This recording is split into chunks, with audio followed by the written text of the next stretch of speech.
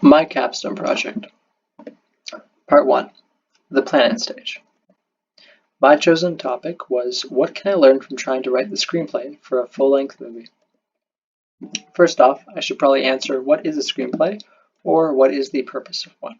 A screenplay is the script for a feature film, short film, television, commercial, or even video game. In this screenplay includes the dialogue, characters, and storyline, plus some minor stage directions. Its purpose is to act as the guide for everyone involved in production, and to my right we have an example of a typical page in a screenplay. Now, here are some examples of famous screenplay writers which inspired me to write the story with how I did.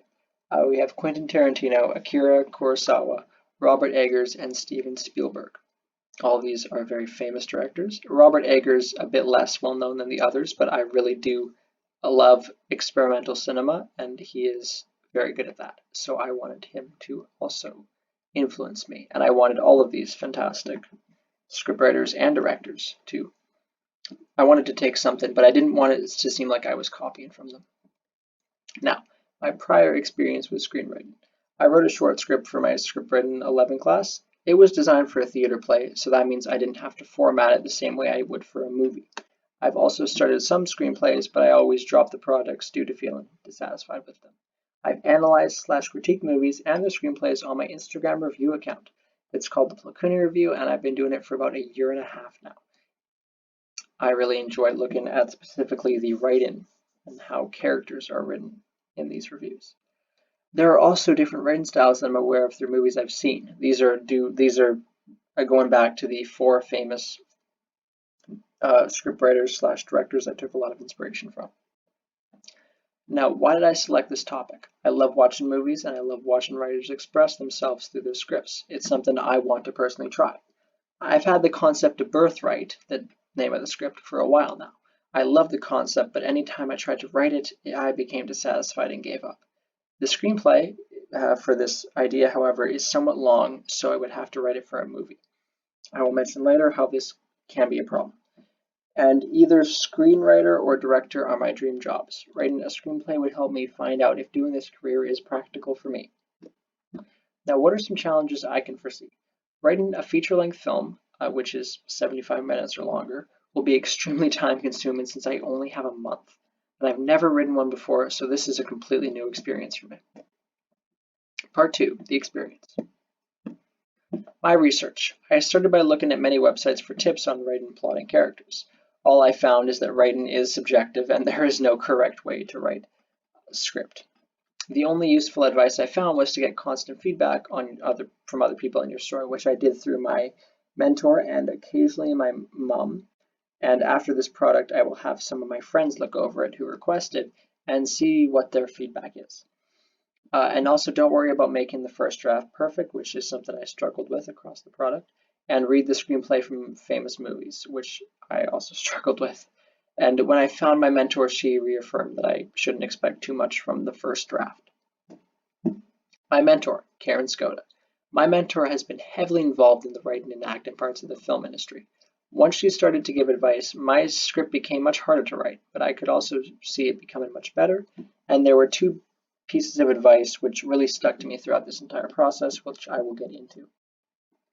The 2 pieces of advice. Treat every scene as if it's a short film. Have a beginning, middle, and end with a goal to accomplish. Before I was given this advice, many of my scenes felt pretty directionless, and it didn't seem like I was trying to accomplish anything beneficial to plot or characters. And looking back on it, this is a problem that has cursed my writing ever since this project began. And be careful where you derive inspiration from and be ready to vigorously study that source. I never could have imagined I would have learned this lesson because I never considered for the cultural difference in writing. But I had been using a Japanese movie as my inspiration for the script, and I didn't realize the difference in Western and Asian storytelling, which is something I became much more aware of. Challenges I faced. This was my first time writing a screenplay, and I made many mistakes and didn't listen to much of the advice that would have helped me. For one, I tried to make my first draft good 2, I didn't take enough time to do character exercises, which showed in sometimes my character journeys feeling somewhat directionless, and also it felt like they were changing in every scene. Number 3, I couldn't study many scripts because I was so focused on finishing my own. How these affected the writing process. It is incredibly difficult to make a good first draft. This first draft is only seen as the first stage of many. And it seems quite pointless by many to even try to make this first draft good. And this led to my final product feeling unrefined. I only did a few character exercises, but unfortunately this step was largely skipped over. My characters' writing became very confusing, and as I mentioned earlier, the personalities were not consistent with every scene, and it made it hard to invest in them. And my time was consumed by trying to make my first draft as good as possible, and I had no other time to watch any other entertainment. Part 3, the reflection.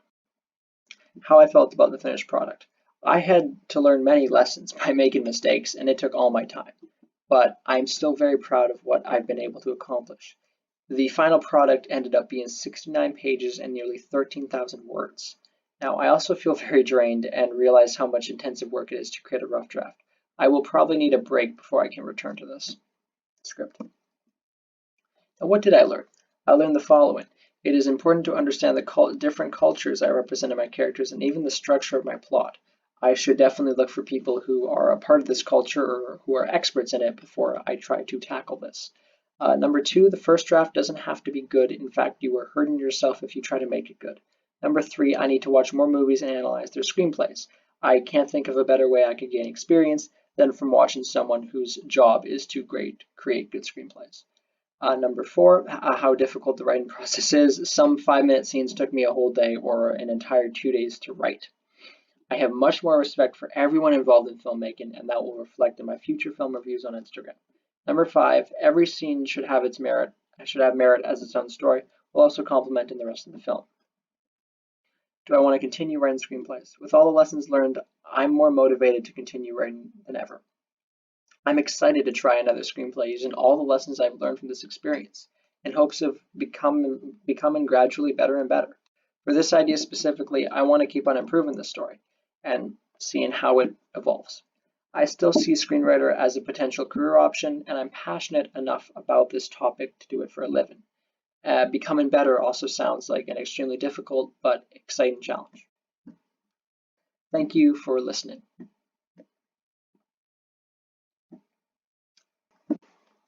I wanted to go through a scene that I wrote for my actual screenplay, just to give an idea of my thinking process. I will not be able to go over everything. I will just go over the details that I am most proud of. First, we have Alex inside an elevator waiting to reach a destination. This is done to build suspense as to what the destination is and why Alex is reacting in such a nervous way by constantly checking his watch and tapping on his briefcase. The tapping of the briefcase will also speed up as he approaches his destination, showing that it's the destination that he is afraid of. We are introduced to the penthouse, which has a very sleek and modern architecture, and this is also a callback to Alex's house, which has very sleek and modern architecture. This is described in an earlier scene, and this is supposed to show that there's a relation between these two characters immediately. Here we have a conversation between him and a woman named Frankie.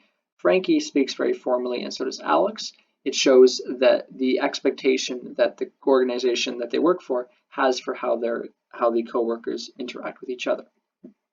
Finally, we reach the jacuzzi that Harry is in, and immediately we're shown that Harry definitely has high expectations for Alex.